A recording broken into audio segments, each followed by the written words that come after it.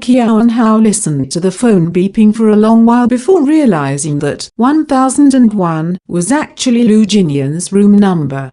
Why would he tell her his room number? So that she can bring the script to him. Qiao Hao thought for a long time before coming to the conclusion that it must have been his intention.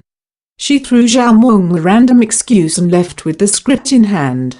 Room 1001 was a presidential suite on the top floor. While Qiao Hao stood in the elevator, her anxiety increased with each increase of the floor number.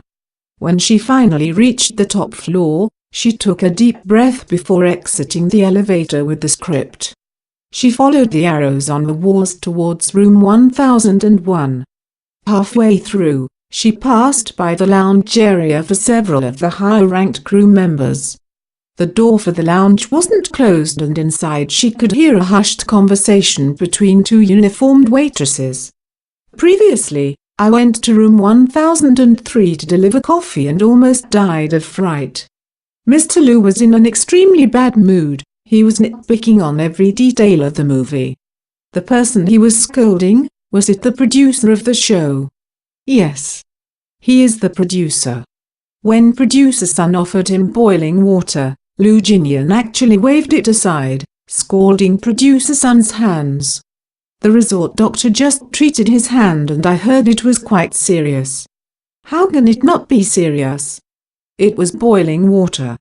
No matter what service room 1001 asks for, I'm not going.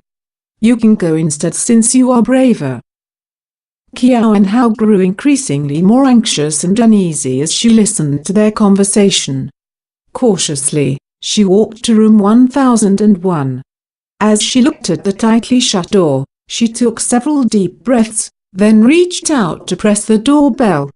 Only after she had pressed it did she see the "Do Not Disturb" sign hanging on the doorknob.